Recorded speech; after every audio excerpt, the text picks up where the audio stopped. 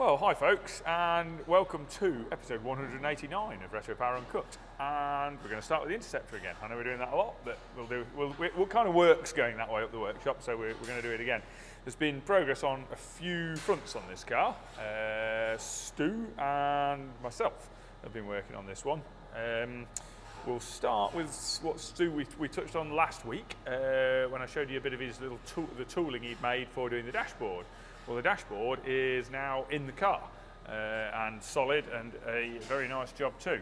And that's all in place and rigid and very well reinforced. So I think last week we mentioned the little tools that Stu had done to put these recesses, the vent holes into the top of the dash and do the returns on them and make them solid. He's then made the front section, which I think we just started on last week, the strip that runs under the front of here. That's spot welded onto here now. That then has brackets off it that then mount onto the bulkhead section further down. He's got those made, got those spot welded in place. Then he's done some patterns for the layout of the studs, and then he's stud welded, single side spot welded studs onto the underside of the dash under here, which are then going to carry the vent assemblies. Now the vent assemblies, the ducts to feed the vents, are going to be 3D printed as two pieces, one that feeds both of those vents and one that feeds both of those. Reason being, it will be a common duct that feeds them, and it just makes the ducting a little bit easier, and it makes the part quite nice and rigid. It'll be very lightweight, it'll be very thin, done in heat resistant nylon 3D print. It'll be two-piece 3D print, but then glued together, I should imagine, so we can do it in our printer because that will then fit. So yeah, they'll be 3D printed, and then they'll bolt up to these M4 studs that are stud welded to the back of here to hold them on. So that's all very nice. He's got the centre section of the dash in place just to check everything fits, which it does. So that's, yeah, really nice job. Really happy with that. As I say, the main thing compared to what was there is it's absolutely solid. Really nice, and rigid, and not wobbly and horrible like it was before. So good job there. Moving on from that, I think I mentioned briefly the HVAC unit, and to that end, I'm going to get some props actually. So wait there a minute, because I've left them over here. So hold on a moment. No, I haven't. Where the hell have I put them? Here we are. Put them down when I asked the question. So I'll tell you what, just to confuse you, Jamie, we're going to actually go over towards the fly press a little bit, I think. So wandering over to the fly press, I think showed last week a drawing which I'd started for a press tool, and I think I mentioned doing a press tool last week. I can't remember whether I mentioned that we were going to 3D print it. I can't remember, but anyway, we decided for a bit of toing and froing, we needed to make a press tool. We needed to make a pair of ducts that go onto the two ends of the HVAC fan unit so that we can feed it with air from both ends, because the motor sits in one end, and while that inhibits most of the airflow in that end of the fan, it does still need airflow, otherwise the motor will overheat. The primary end is the other end of the fan, which is the end where the duct will be coming straight into it. The added complication is that the other end of the fan, which we need to feed with air where the motor is actually quite close to the exhaust manifolds. So we were a bit reluctant to make that duct in plastic because it's a little bit close to the exhaust. When the fan isn't running and there's not airflow actively going through it, and you then stop in traffic, the heat would be pretty intense in that area. So we were keen to try and make that in aluminium. And to that end, we decided it might be best to try and make a press tool. I could then draw all the parts up in CAD. One end can be pressed, the other end can be 3D printed. They're more or less a symmetrical shape. It all looks quite neat, quite effective, does the job. So we drew up a press tool in CAD, which is basically just based on the shape of the end of the duct for the HVAC unit, and then 3D printed these tools. These are just 3D printed in PLA. I did a little bit of time lapse of part of working on this. I don't know whether it's worked out or not, but yeah, basically we printed these hollow with some little support pillars inside them in PLA, and I filled them with quick cure polyurethane 2-part resin, which is extremely hard stuff, extremely tough, and then just double-sided taped them into place in the press in alignment, and then we had to go at pressing some things. I tried, this is 1000 series aluminium, so relatively soft, but that was unannealed with a bit too much material around it, and as you can see, I couldn't quite get the press to fully close on that one. We got too much wrinkling, and I couldn't get the press to close. Basically, it didn't stretch enough. There was too much material trying to be shrunk, not enough stretch.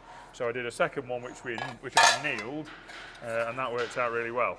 So that's been pressed, then trimmed back, tidied up, a few little wobbles around the edge flattened out, and then given a little Scotch-Brite, and there we go. So that's the duct for that end of the HVAC unit. That's little press jobs worked out quite nicely. So the other end will be broadly similar to that. So that goes on the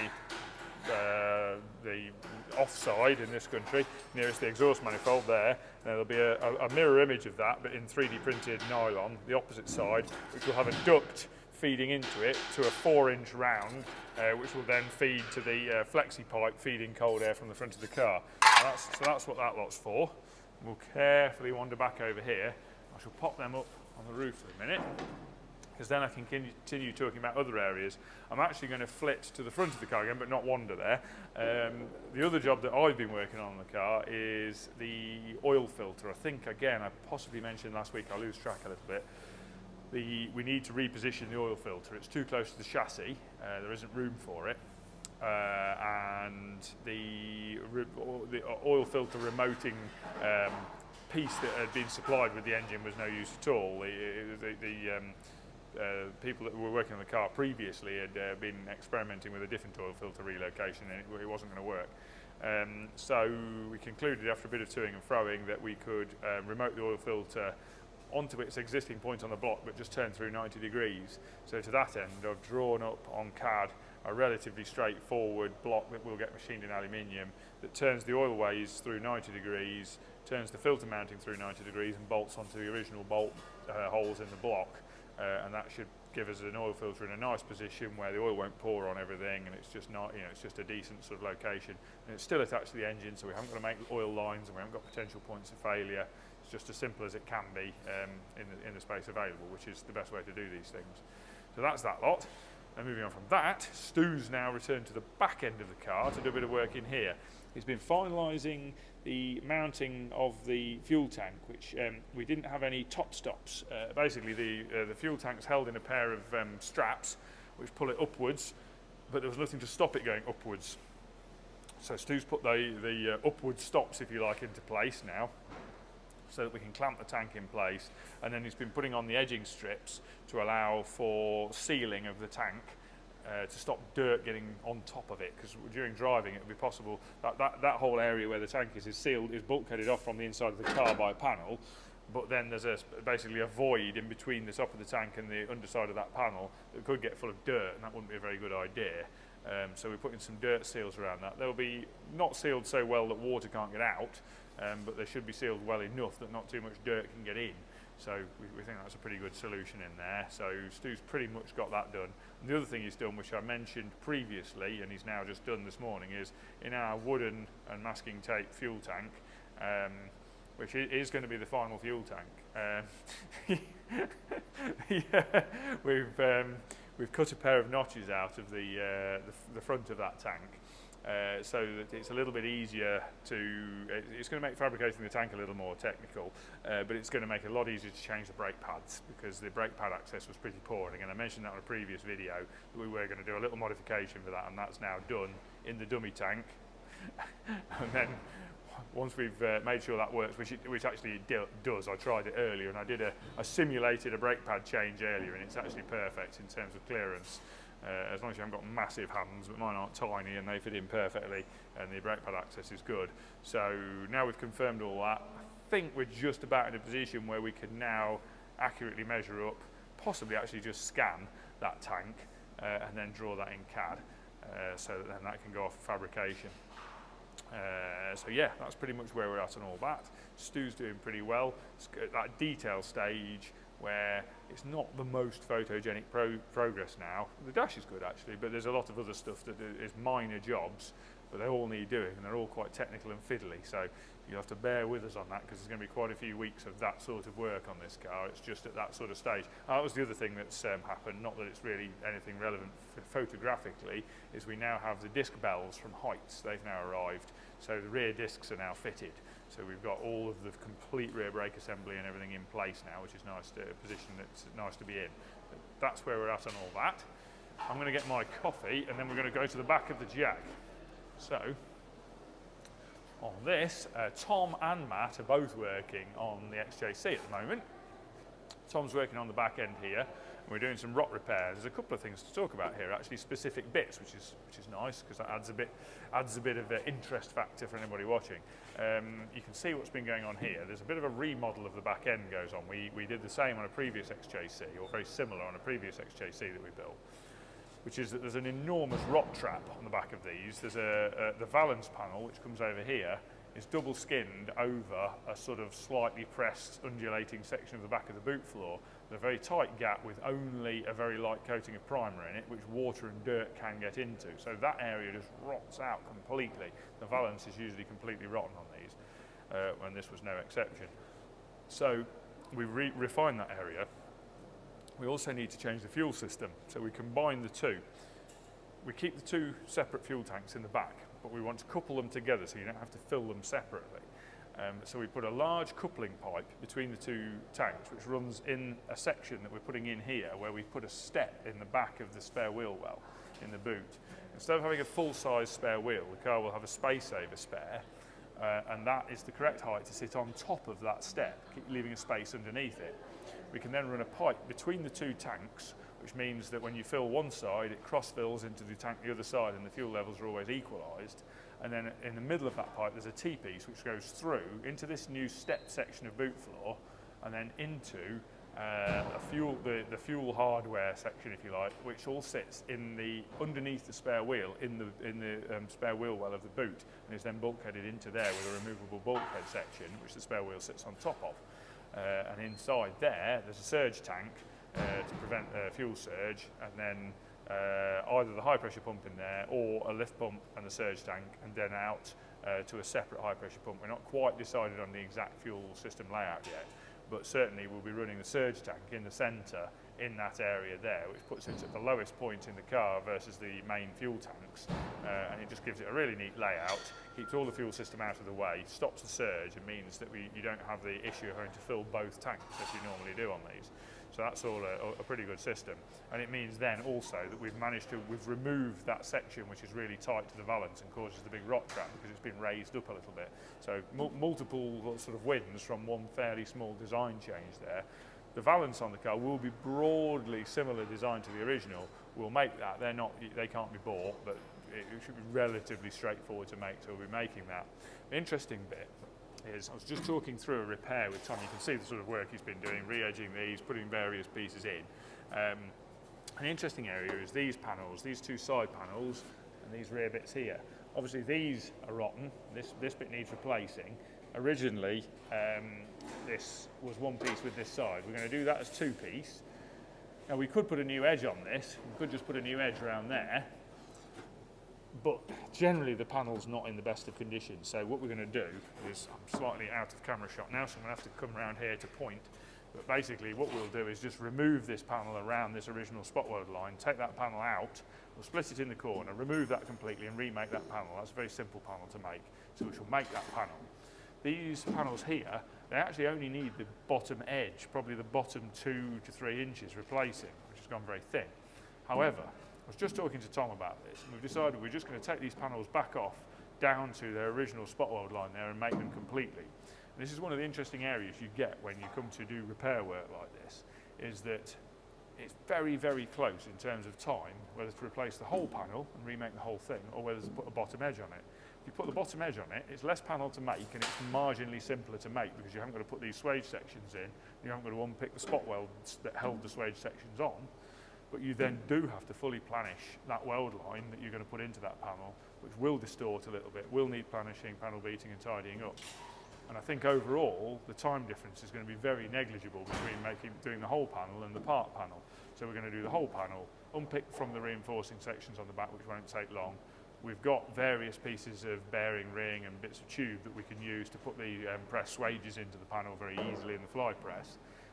So we're just going to make the whole panel and replace that. We're going to replace it as two pieces instead of a single piece. We'll put a spot welded flange down this back corner, but we'll just replace all of that and all of that. Then we know the added benefit of doing that is we know there's no rust in that seam there, which is a pretty rust-prone seam, and there's no rust in the seam at the top of this panel where it joins the bottom of the chassis rail, where we really don't want rot there. It doesn't look like there is, but so far on this car, lots of seams that look pretty clean, we found quite a lot of rust in. So the added benefit of doing that is we make sure there's no hidden rot in there. So that's the plan with those. We're going to do that. Tom's going to do that both sides, so we'll get plenty of footage of that. He's going to make a new panel for there and there, this side and that side.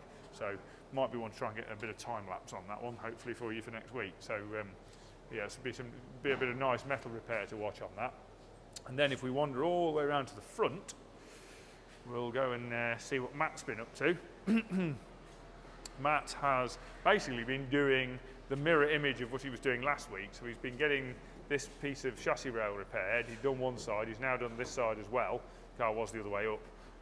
So I'm standing on the same side of the car as I was last week, but it's the other side of the car because it's now upside down.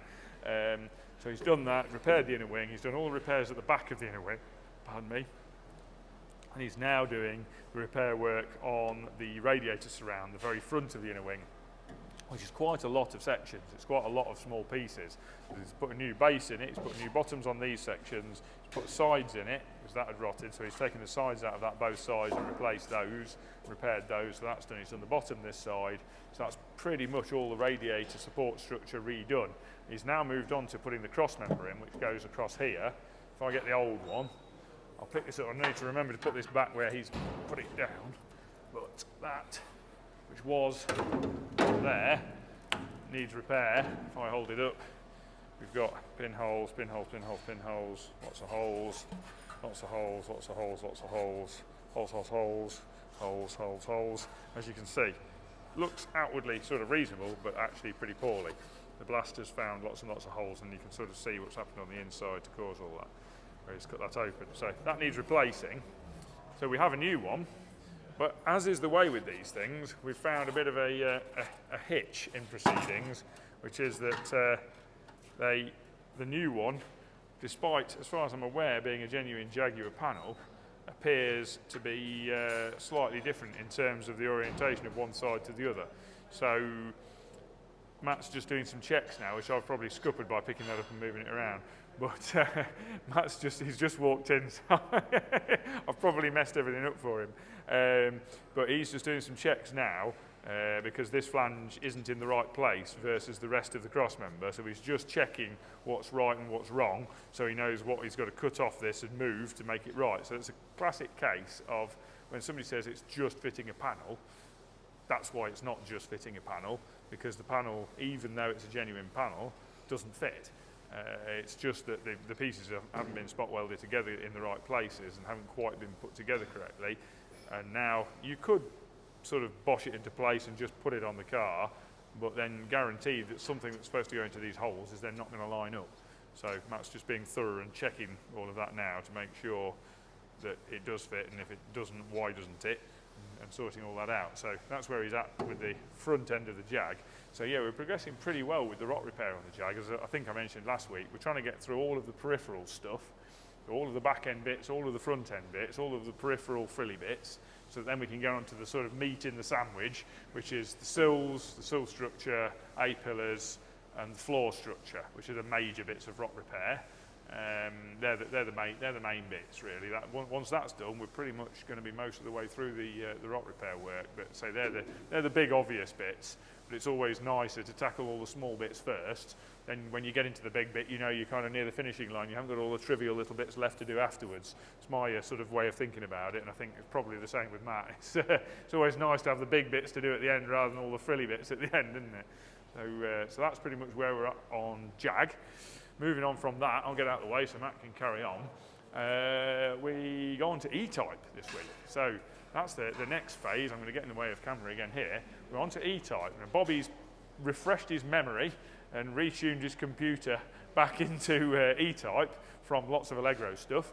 And he's back on to E-Type doors, door latches, door motors, and all of the door-related paraphernalia. But on that note, I'm going to hand over to Bobby and let him explain what he's been up to on that, and let him run through that, because I will make a meal of explaining that. He will be much better at it. Hello everyone. I'm back on the Jag. finished with Allegros for now, and yeah, last week I've been kind of put my attention on the doors again.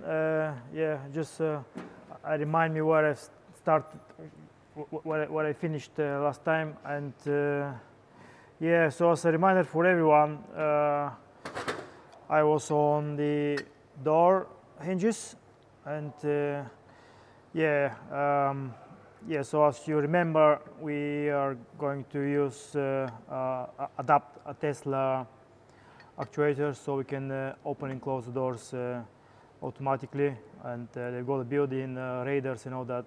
So you, when you open the door with a button, if you wish, you don't bump other cars close to the, or passengers close to the car.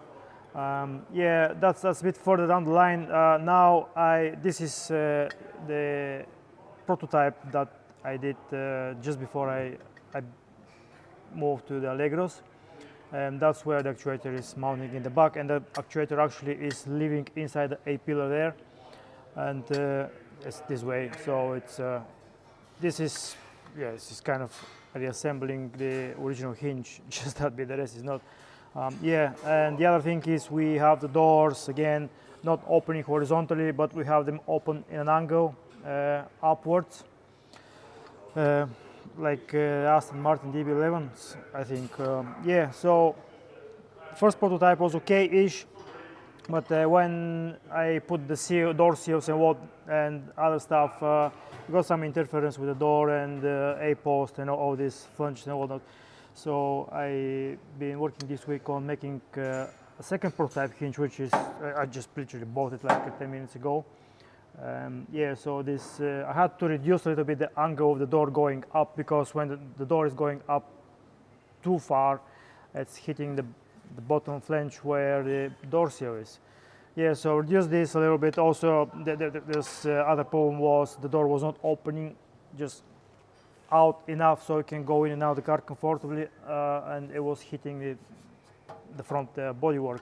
So yeah, so I revised that hinge. That should sort everything out now. I had this morning just very, very fast and see all the clearances. So it's all working fine. Yeah, so that's pretty much a step back, I would guess, but it's we're on prototyping stage, so it's something that we've never done before. Yeah, so that's done. Next step is again just to try to fit the electric actuator inside, which is actually right there right now, and take it from there. And then just mirror that next door, and then move on to the latches, and we'll speak about the latches and the strikers when we are on that page. So thank you very much, and I'll see you next week. So thank you for that, Bobby. And moving on from that, you will notice to my left there is an absence of Allegro, and the reason for that is that it's now in the body prep. And I'm going to hand over to Mark and let him talk about that and tell you where everything's at on the Allegro front. Oh, hi guys, didn't see you there. Welcome aboard. So yeah, this week, second Allegro's in here now, body prep on that. First one's here, got it on the rotisserie, about to do some sealer work underneath, prep that, get that ready for Raptor, then back up, prep inside, bit of sealer work, get that ready for direct, and then yeah, then it'll be like block epoxy time, wet flat, all that jizz, and then yeah. So this week, progressing on with this. Well, I've also epoxied this week, by the way, with all the panels. Jamie's got a lovely bit of footage, obviously, around the booth. You know, a little pan around, bit of a montage. But yeah, so just a Allegro session. Allegro session. But yeah, so that's it this week. We're going to soldier on, try and get these even further. See you next week.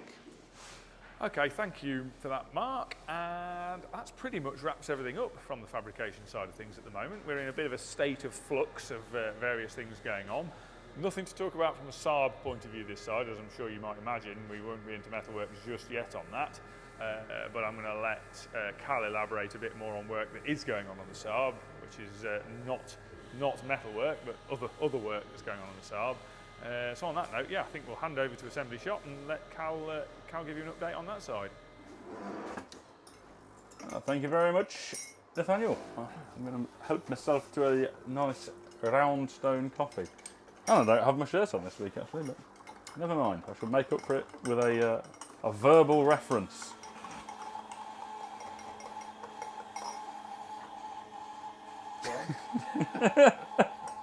Round stone coffee? I've already done the verbal reference. Right. There was a Starbucks coffee. Yes, I know. Yes, there was a Starbucks coffee upstairs. I must go and reprimand the CAD crew. Right, okay, so quite a lot going on. Actually, I'm going to dwell here for a moment because a few Project 1 things going on. Basically, in the run-up to the handover, or first handover of that, which is looking like it's going to be next week, we're going through the last bits of kind of tweaking post-road test on Project 1. And last week we raised a couple of issues like the brake pad rattle, which we've sorted. Literally just bent the abutment pads slightly so they kind of spring load upwards on the bottom of the pads. And a couple of the remaining things were, one, I wanted to do another tweak on the exhaust because it was just rubbing on the body somewhere. Now everything had settled down. We sorted that, but I still thought there was a little bit too much sort of engine vibration being transmitted into the body. So we put it up there to put a flexi in the first bit of the exhaust. So basically there won't be as much vibration from the manifold actually transmitted down into the main exhaust system. And also it means that the engine movement won't be transmitted into the rest of the system so much because it's bracketed just after that flexi. So in theory, the whole system will stay fairly constantly positioned and the engine will be able to move in the flexi. Now, we don't always put flexis in cars, and especially on the sort of more intense motorsporty type builds.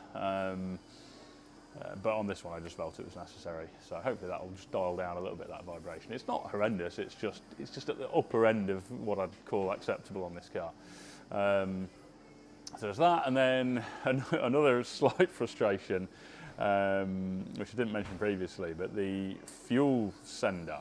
So I don't know if I mentioned it way back when we were first putting the car together. The fuel tank we've done to take a VDO fuel sender, and traditionally these have always been like an aluminium tube that bolts in from the top, and there's a little float inside the tube that obviously floats up with the fuel and tells the systems in the car how much fuel it's got. When I ordered it, this one came as an exposed float, not inside a tube, and I thought, well, that's no good because that's going to get snagged up on the fuel tank foam because the tank has foam filling in it basically to stop fuel sloshing around rapidly. It's open cell, so the fuel kind of can fill up the whole area, but it takes a long while for it to pass through the foam, so it can't slosh around. Now I thought, well, the float's going to get snagged up on the fuel tank foam. Now, so I spoke to the supplier and they said, no, we've switched over to this for this particular length. From now onwards, they're always going to be that type. And at that point, I discovered that Holly make quite a cool laser fuel sender, which bolts into exactly the same point on the tank, but it shines a laser off the surface of the fuel, receives the rebound of the laser, and judges the fuel quantity that way, which worked perfectly, except that after the fuel had been in the tank a while, the sort of tank foam shifted and swelled a little bit and closed up the gap that we'd had cut through for the fuel sender tube, which meant it's now just looking at the fuel tank foam. So we have now, Jim has machined a really nice little spigot that will sandwich in between the tank and the sender with a tube extending off the bottom of it that laser will now look down, so we'll avoid that problem. The downside is I had to take the tank out to do that, so we've had to pull the fuel tank out. It's not a massive job, but it does mean obviously draining all the fuel out of it. So yes, slightly frustrated that I didn't foresee that at the point we were using that, but initially there's just a clear hole down there and you don't imagine the fuel tank foam changing massively. But yes, we're just, I think that's just been welded up. We'll stick that back in, get the tank back in, that'll be that job done, and we're kind of just rattling off the last little jobs now on it. And actually that's why I paused here, because one of those last little jobs is I'm writing the user guide for the car. So nowadays we always hand the cars over with essentially a published manual which gives you all of the basic information on how the car operates. There's obviously more detail which we can go into if the customer needs any more information, but this is basically a quick start guide which covers all the main functions of the car. And then also relating to this, I mean, at the back of this document, it's basically a service history section. So this is very much like a service book for a typical OEM car. So we record service information here. But what we'll also do in this section at the back is make use of one of the quite cool functions of Global Workshop. Now you'll probably notice Global Workshop sponsorship at the beginning of these videos.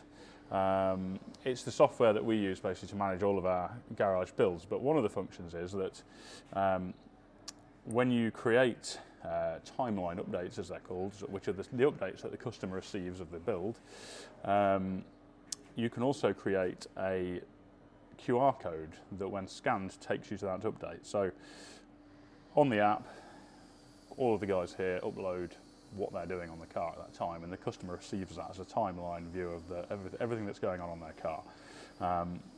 But what I'm doing on this is I've created a update which has attached to it all of the wiring schematics, and it will also have the ECU calibrations on there, which means that, and this QR code will be stuck into that service book, and it basically means that when the customer needs any of that information, they can basically just scan the QR code. They can then bring up all of those files, and then, if we wait 1 second while that downloads, I can then open up the wiring diagram. So this is one of the wiring harnesses for that build. Basically every detail of every wire, where it goes to, where it goes from, the gauge of the wire, the colour of the wire, and then there's a little actual diagrammatic schematic up here.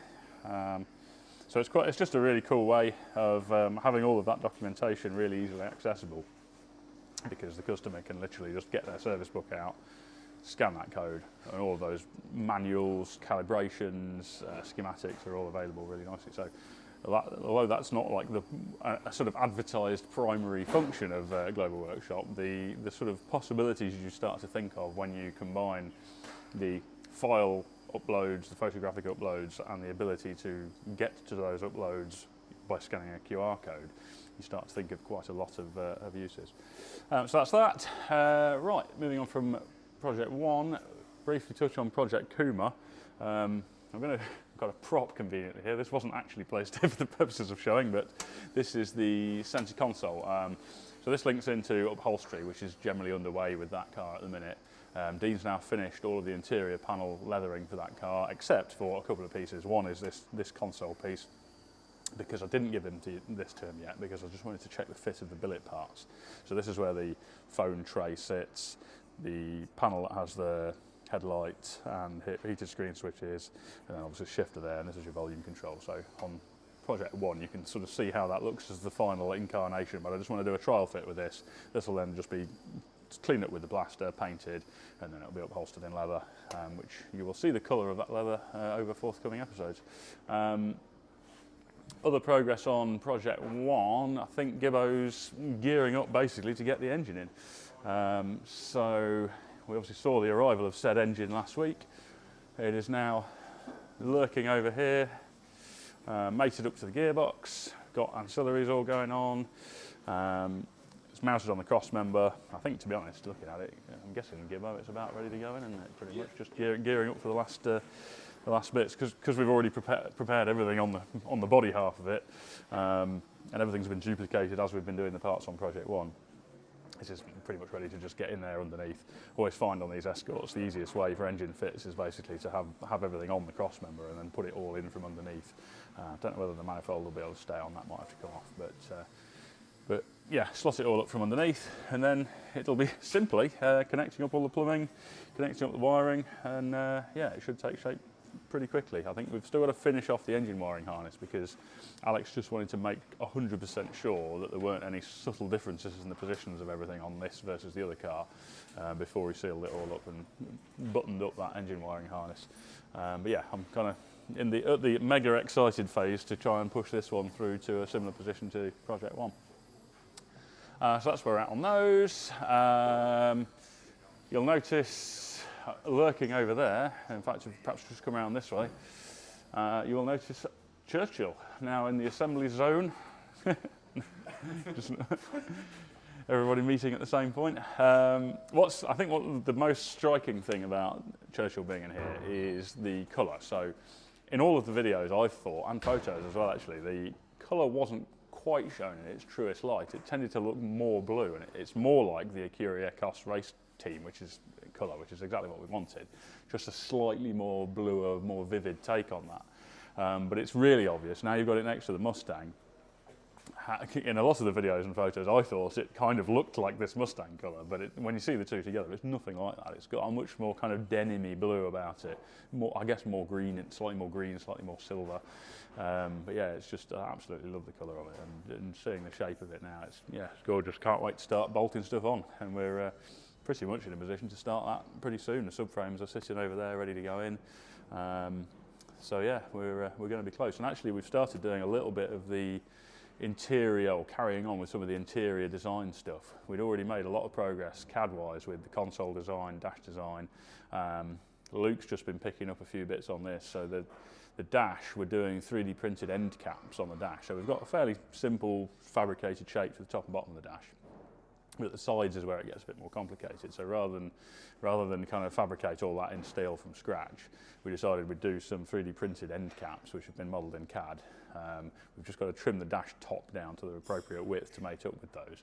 And then they'll be leathered separately and bolted in afterwards, which is great because it means we can basically leather the dash top, the dash bottom, get all the dash fascia panels in, and still be able to access round the back of the dash from the ends to get into all the nuts and bolts and fasteners from the ends, and then the end caps basically bolt in as the last piece with just a single bolt on the end, which is kind of hidden in the door shut. You can see it when you open the door, but it's not visible when from inside the car. Just makes the order of assembly really nice. So yeah, can't wait to crack on with the assembly of that. Land Cruiser took a slightly frustrating turn in that we were about done on it and then realised there was a few drips of coolant under it. Had a look, and there is a leak on the radiator core, which is slightly frustrating. It's also frustrating because that's exactly what we've got, the problem we've got on the Mercedes as well, which is next to it. So at the moment I'm waiting for both of those radiators to be repaired or remade before they can go anywhere. And then you'll also notice a quick move around here in that the Mustang we've dragged out. Mustang basically came back for its kind of post-shakedown fettling, and then because the owner's having a load of work done on his house, he wasn't in a desperate rush for it back because having the use of his garage was actually quite convenient to store stuff. But with the weather just improving, not today, I'm looking out the door and seeing rain, but with the weather generally improving, I think he wants his back now, so we've just dragged it out just to go through the last little bits on it.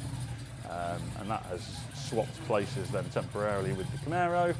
I think this week, don't think there was a great deal on the Camaro. Luke's been just finalising the centre console design. We were pretty much there, just going through a few tweaks and changes so we can get the main fascia panel of that machined, because that's going to be a billet aluminium part.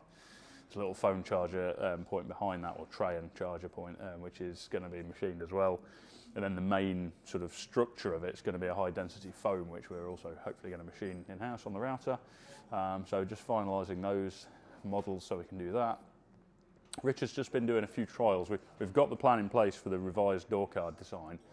Richard's just been doing a few trials on materials and methods for some of the areas of those door cards, just to make sure everything turns out exactly right. And then we're just waiting for some materials on that at the minute, and then he'll crack on with that. In the meantime, Richard's been on with Allegro. So he's just been now cutting all of the side bolster parts for the first Allegro, I'll call it, which is going to be, the exterior is going to be antique gold, which is a classic British Leyland name for a colour, which is kind of more like cow shit green, if I'm honest, but that's exactly what we want, sort of really stereotypical 70s colours. So it's this kind of greeny, browny, can't really describe it colour. And then the seats are going to be brown side bolsters with this awesome kind of green and brown Harris tweed check on the centres, which is what he's been working on, making up all the central panels for that. And then most of the rest is going to be the brown leather, so all the dash is going to be upholstered in brown leather. So it's progressing nicely with that. I think that's pretty much covered it. I'm going to go through some questions, but I feel like there might have been something else. Saab. I know, it's always the thing that I haven't got a visual reference for, which throws me. So unbelievable response to the Saab in last week's video. The amount of comments. I was brought to my attention because I was reading through to see if there were any questions. And it's just comment after comment of, oh, awesome, Saab 900, amazing. So yeah, just great to see that positive response, and we're just unbelievably excited about it as well. As you've probably noticed over the years, we kind of really like slightly oddball choices when it comes to the projects, and that is definitely one. And actually, it ties in slightly to one of the questions, because we haven't really revealed much about the project because we're only in the early stages of planning it anyway. But one person, David Milligan 6028, had remarkable foresight and said, I would love to see the 5-cylinder from a TTRS in that Saab. Always thought it would make for a cool car, especially if it's converted to 4-wheel drive. Well, that is more or less exactly what we're planning to do with this one. So from a while back, we were sort of throwing around ideas for it. Customer wanted turbo as 100%, and we sometimes shy away from turbos a little bit because there's more complication, more heat management issues, etc. But he was adamant turbo needed to make a good noise, and so we thought, well, I think a 4-cylinder turbo would be overstressed because we're talking reasonable power as well. You wanted sort of 500-600 horsepower. 4-cylinder is going to be quite stressed as a regular use road car. Now we could do a turbo Saab B204, which is a good engine and will make that power, but it's a bit stressed at that and doesn't make an amazing noise. And then you could go mental and go with a V8 turbo, but I think that would be too much. Then it would be pushing it too far. And we thought, well, yeah, a 5-cylinder turbo sort of quattro engine makes an awesome noise.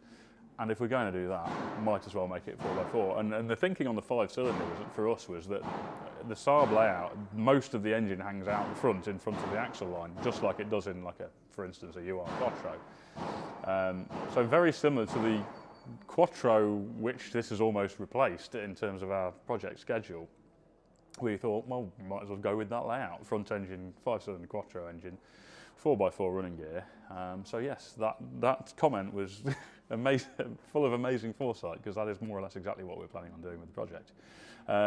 This week on that project, it's basically been in George and Luke's domain. So they've done a full 3D scan of the car as it sits now as a complete car, and we'll use that scan for our kind of initial 3D modelling work. So we can work out how it's going to look, and then as we did with the Quattro, it'll be similar process. So once we've got the car then stripped down, we'll do another scan of the actual body shell itself. We are then contemplating going down a similar route to what we did with the Allegros, of potentially doing a floor pan swap job with an Audi S4, so like a B7 S4, because if we're planning on using the Quattro running gear, we've got to fabricate everything to mount all of that, and if we can use a floor pan that already has that, and the layout roughly suits the dimensions in terms of things like front axle line to steering position, seat position, rough kind of scuttle position, which preliminary checks say it matches up quite nicely, it might well be the best route, because you avoid a lot of the NVH complications that can arise from engineering all the mounting points yourself. So yes, there is a pretty strong chance we're going to go down the floor pan swap route. So at that point, we'll scan the donor car as well as a bare shell, and the Saab as a bare shell, and basically overlay the two in CAD. And at that point, we'll 100% be able to see exactly where we want to do the incisions. So yes, that is all kind of speculative at the minute, but that's certainly the route we're going down with it, or certainly the route we're thinking about going down with it. So yes, George has been refining all the scan data, getting that all stitched together, because it has to be taken as various small segment scans and then sewn together as one. So he's in the process of aligning all those scans, getting everything together to get that kind of initial scan model there, and then we can start some of the initial phases of cosmetic design work on that. So very, very excited to see that. And then Luke's just been doing some E-Type related stuff. So this is Project Geneva, and that will have probably shown what Bobby's been up to, carrying on with the door mechanisms on that, and mindful of the fact that we're now ploughing on with that, with the Allegros sort of clear of the metal workshop. I wanted to push forward with the dash and console design, just going over the detail of the surface modelling on it. We know the design of cosmetically is what we want. We're just refining all of the surface modelling detail so we can actually machine the mould tools for that straight from the CAD. So that's what we're pushing forward to. So basically we can have that piece made, and then we can do the mounting points on the shell for it, and then that then allows us to do the mounting points for things like ECUs, PDM, etc. So that's where we're at with that. And then I've got my phone in my hand because I was going to refer back to some questions. This one's not even a question, but it said, how can we get more people to watch this? Such brilliant quality content. Well, thank you very much. That was, Spowage Matthew. Sometimes when it's all one word, it's quite hard to work out what it says. Well, yeah, good question, but probably a good starting point would be to tell your friends to watch it and subscribe to it. So do that now, or immediately after I've finished. I should do what they do on the. I've got young children, and so I'm constantly bombarded by kids' YouTube channels, and what they do is this just constant barrage of, you've got 5 seconds to go and subscribe and like now and hit the bell and all that other stuff. But I'm not going to do that. Right, other questions. So this is a good one actually. We'll probably have to go into this in more detail another time, but Michael SZ4HE, how, as a business, do you price these projects with clients? Do you estimate a lump sum at the beginning and hope to stay within it? Do you bill time and materials monthly? It would seem to me that there's so much unforeseen / rabbit holes on a given project that you couldn't possibly estimate it at the beginning. That is 100% true. We can't possibly estimate it at the beginning. The only way we'd be able to accurately estimate it, we would need to have planned out the entire design of the car, and obviously, and frequently, the design phase of these builds could be 1,000, 1,500 hours. So no, we can't possibly estimate the entire project exactly, but obviously based on experience of similar types of projects, we can be in the ballpark. I mean, it's rare for us to be absolutely miles outside what we think the project's going to cost. However, ultimately, yes, we have to produce. We give a ballpark, but the customer is being charged materials and time, and they are all on that basis. Hourly labour rate. Everything's electronically timesheeted, so all the guys record all their hours all the time. They also photographically record what they're doing, which I explained earlier that we use Global Workshop for that.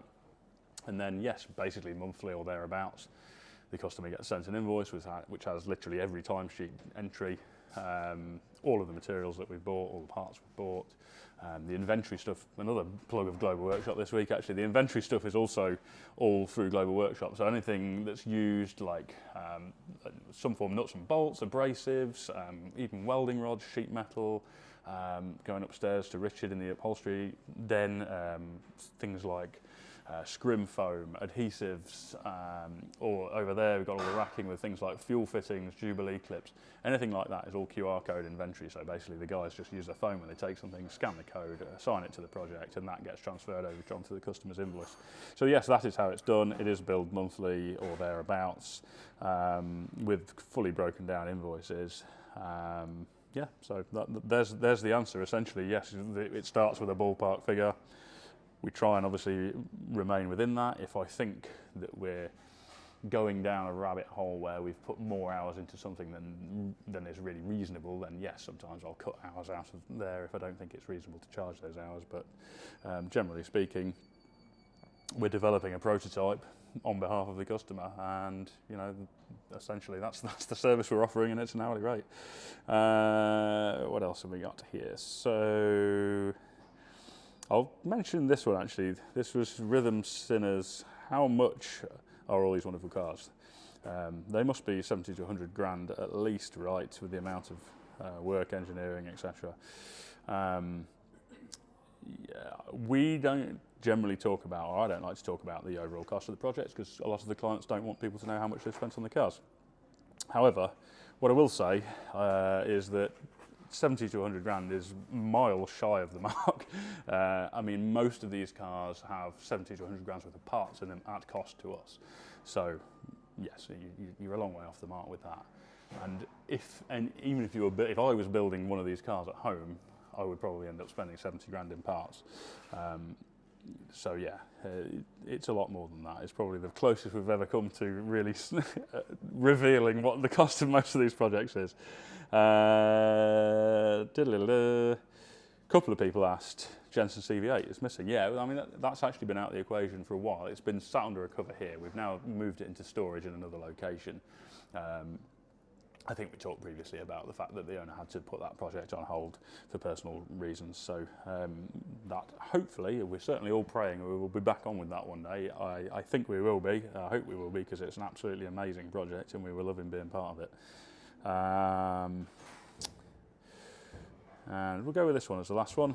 Robin Wells, HF8ES. The ultimate question, would you consider building a completely new design from scratch? Yes. I think Nat and I have discussed a few times that this is likely to be on the cards at some point. With something like the Scimitar project now, it basically is that anyway. We're making an entire new body, a complete new chassis, every part's new. It is basically designing and building a new car. But obviously it is based on an existing design cosmetically, and it is based on some existing engineering. Now, I think any car we ever build will be based on existing engineering, mechanical components, etc., which is great because we get to kind of cherry pick the best of the components to suit what we're trying to make. So I guess the sort of step from something like the Scimitar to completely our own design is just the fact that cosmetically the body shell wouldn't be a reference to any existing car. That's the only difference, because that project is essentially completely scratch designed. It is based cosmetically on a Reliant Scimitar to some extent. But I think it would be an interesting one, because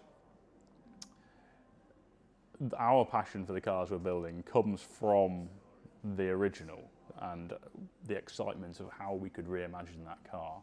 And when it comes to, if it came to doing something completely from scratch, I'm not sure what the selling point would be.